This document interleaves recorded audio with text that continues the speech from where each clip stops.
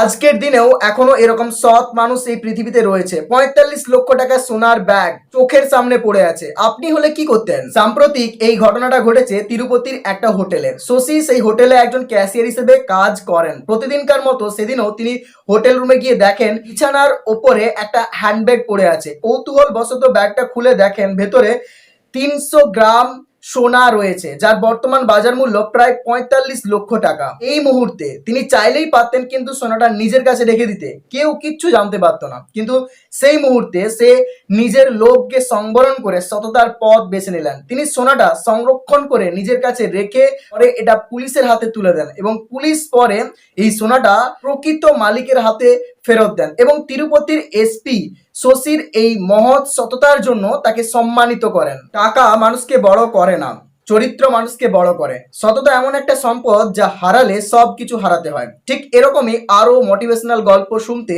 Follow করো এই পেজটাকে।